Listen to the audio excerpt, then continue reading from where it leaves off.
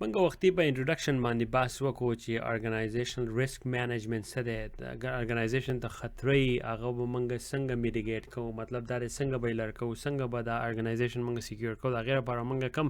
فریم ورکس استعمالو او دا غي فریم ورکس په ترو باندې ارګنایزیشن چې دی نو هغه ته به خطره چې کومه ده هغه به ختمیږي. نو زمونږ سره دلته اوس و NIST کنه، نو په NIST کې چې دلته دا یو کم دی کنډکټینګ ریسک اسسمنټس. کنډکټینګ ریسک اسسمنټ مطلب دا دی چې موږ به اوس ریسک په ارګنایزیشن باندې فالو کوو او هغه کنډکټ کوو به چې یاره په دې ارګنایزیشن کې څه داسې ریسک فیکټرز دي چې هغه موږ راوباسو. اوکې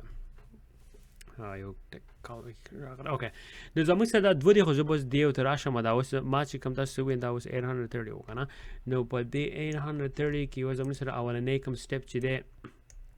ټول نه مخکې وایي سیسټم کیریکټرایزیشن که نه. سیسټم کیریکټرایزیشن څه ته وایي؟ یو سیسټم دی یا د هغې انفارمیشن دی هغه تاسو راوالی او کیټګورایز، مطلب دا یو کیټګوري ته ورواړوئ چې دا یاره دا یو کلاسیفاید دی که نه دی کلاسیفاید، دا سیکیور کول غواړي او که نه سیکیور کول غواړي. مطلب دا دی چې په دې کې څومره سنسیټیو انفارمیشن پراته دي که نه. نو هلته لاندې ته ما لیکلی چې باونډري شو که نه سیسټم یا ډیټا سنسیټیویټي، د هغې کې چې کومه ډیټا پرته وي هغه څومره سنسیټیو ده. هغه مطلب دا دی چې ستاسو د پاسپورټ نمبر، د شناختي کارت نمبر او ستاسو پکې دننه میډیکل انفارمیشن پراته دي او که نه صرف جست ګانې پکې پرتې دي. اوس ګانې شوې په یو فولډر کې او په بل کې د نور نمبر چې د PII چې ورته کوم وایي یا PHI شوه، نو کم یو ستاسو په نظر کې کم یو ډېر سنسیټیو راځي؟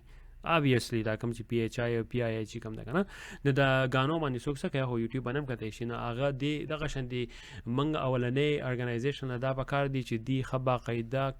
سیسټم چې دی هغه کیریکټرایز کړي، کیټګوري په ورواچوي. مطلب دا دی چې هغې کې وګوري چې یاره دا کم یو سیسټم دی، د دې دا ډیټا چې په دې کې دا څومره سنسیټیو پکار ده، دې باونډریز موږ په کم ځای کې راکاږو. مطلب دا دی کم نیټورک باندې کنیکټ کو، نور داسې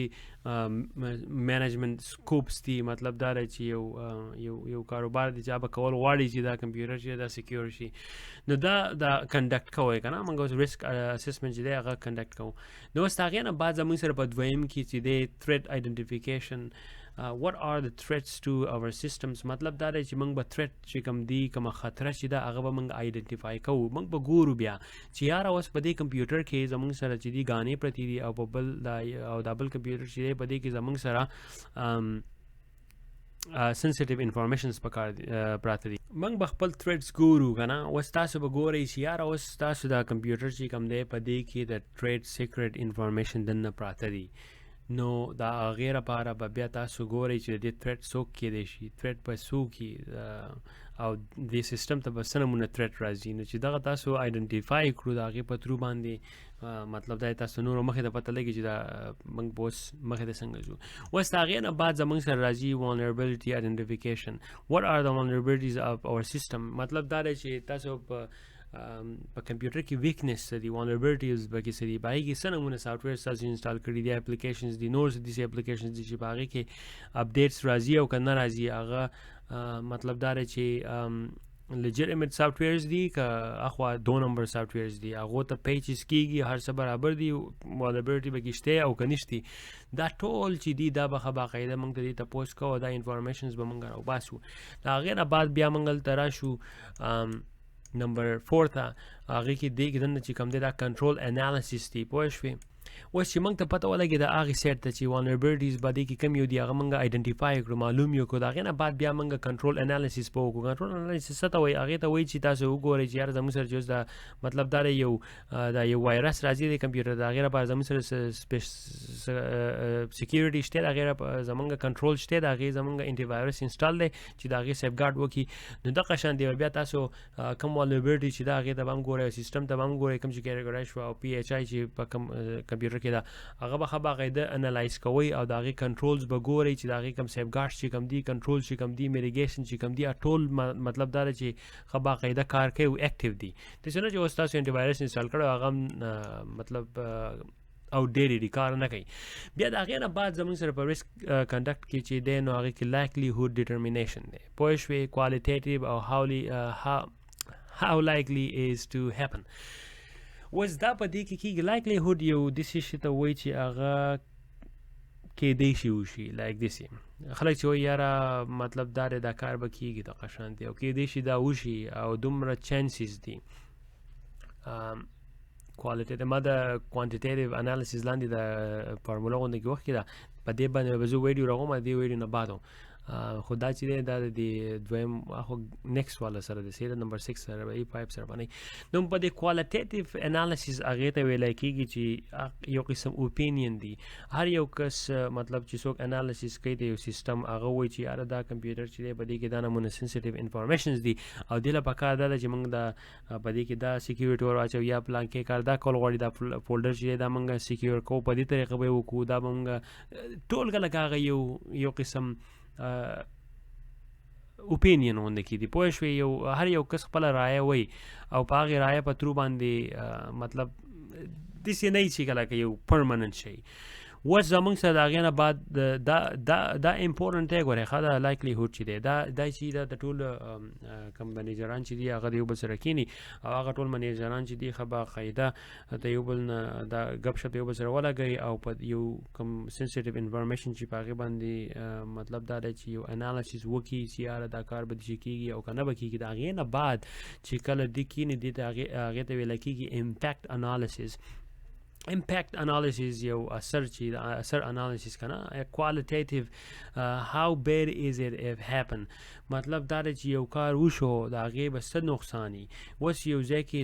ستاسو ډیټا سنټر دی او په هغې کې ارتکویک راغی او هغه ارتکویک چې راغی نو هغه په څومره عمر کې first of all په 100 کالو کې هغه څومره پیرې راځي په 100 کالو کې لایف ټایم کې پوه شو زموږ لایف ټایم لکه ټول دنیا نه خو ته یو کس لایف ټایم موسلی خو لکې چې 100 ته ورسېږو د 100 کالو کې دا څومره پیرې راځي او چې دا راشي نو د دې لاس په څومره دا به څومره نقصان رسوي دا به څومره خرابي دا سی آی ای چې کوم دی کنفیډنشیالټي انټیګریټي اویلیبلیټي چې کوم دا به څومره نقصان رسوي انفارمیشن به اویلیبلی که به نه وي د هغې کې انفارمیشن انټیګریټي دی چې دا هغه به لوز کېږي که نه د هغه به کنفیډنشیالټي چې کومه دا سیکیور چې دا سیکیورټي به لوز کېږي که نه د هغې یو امپیکټ انالیسیس چې کوم دی هغه به کوي دا به تخیل ټول وخت هم وروسته بیا زموږ سره په اخره کې دلته خیلی خو نه سټیپونه دي خو زموږ سره بل دی ریسک ډیټرمینیشن پوه شوې د ریسک ډیټرمینیشن چې دی هغه اوس که تاسو دا دواړه را دې خوا کې دا 5 او 6 دا دواړه چې یو ځای شي نو د دې باندې بیا سیویریټي لیول ولیکي چې هغه لکه دا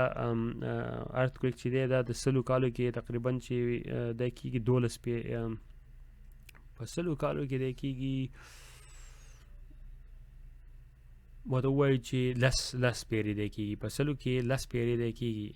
نو ارتکویک لکه په 100 کې 10 پیرې ارتکویک کېږي نو دې نه مطلب شو چې هر 10 کاله بعد یو ارتکویک کېږي او د هغې څومره نقصانونه یې د هغې لپاره بیا دلته سیویریټي ورکوي چې د 1 نه واله د 10 پورې نمبر یې که نه چې 10 جو هغه ټول نه خراب وي او چې 1 نه هغه لکه مطلب دومره های ریسک نه وي او چې 10 نه هغه ډېر ریسک وي نو په دې کې بیا موږ هلته سیویریټي ورکوو نمبر یې ورکوو ریسک لیول ورکوو او کوم اسوسیټ ریسک چې دی هغه ورکوو چې دا په 1 نه واله د 10 پورې دا په کم یو کې راځي 1 کې راځي او که په 10 کې راځي که دا په 10 کې د 5 نه به بره نو هغه بیا موږ د هغې لپاره موږ بیک اپ سیسټم یو دا نور شیزونه راغو چې دا 5 نه لاندې نو هغه خیر به هغه ریسک کمزوری وي. د دې نه بعد زموږ سره راځي کنټرول ریکمنډیشن پوه شوې what can we do to mitigate transfer risk او دا غیر لپاره ګوره کنټرول ریکمنډیشن دا دی اوس فار ایگزامپل تاسو وایي چې زموږ سره دا یو ډیټا سنټر دی او دا هر 10 کاله بعد دغه شان زلزله کېږي او زلزله دومره څه وایي چې کېدی شي دغه اوس کېدی شي پوه شوې او د دې دا ټول سیسټم چې دی دا ټول بلډینګ چې دی راوغورځېږي او کمپیوټر سیسټم چې ټولې کله ختم شي نو د هغې لپاره کنټرول ریکمنډیشن دا دی چې یاره موږ بله یو کمپني اوس د جاپان کې چې دا کومه کمپني ده او که دغه ځای کې زلزلې سیوا کېږي نو موږ به هېڅ کار کوو چې بله یو کمپني به وګورو هغه به په داسې ځای کې وګورو چې په هغې ملک کې زلزلې ډېرې نه کېږي فار ایگزامپل کېدای شي ما ته پته نشته خو سعودي عرب شو فار ایگزامپل چې هلته زلزلې یا پته نه څومره زلزلې ده کېږي نو جاپان یو دویم بیک اپ سنټر چې کوم دی هغه په سعودي عرب کې دی. نو که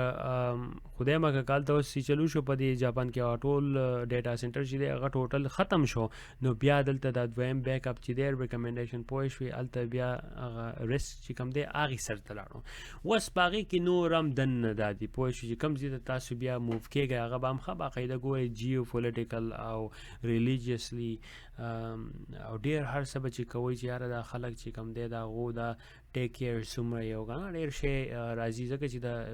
په ویسټ کې په یو ایس کې د سینسیټیو انفارمیشن ډېر زیات قدر کوي او په ایسټ کې ساوث ایشیا چې کوم ورته وایي که نه موسلی پاکستان دې کې ډېر دومره خلک فکر نه کوي ځکه چې زه اکثر کوم فیسبوک باندې هر یو کس شناختي کارت نمبر ورکړی دا پلانکې شی سړی ورک شوی دی یا پلانکې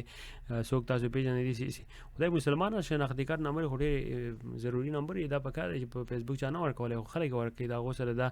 یو مایند سیټ ته سیکیورټي نشته د هغو بس صرف یوز کول دي موسلی.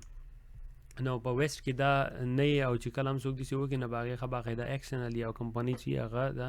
ډېر سیریس دی. زموږ سره بیا په اخره کې چې کوم دی هغه راځي ریزلټ ان ډاکومنټیشن پوه شوې ډاکومنټیشن ول all the fact and recommendation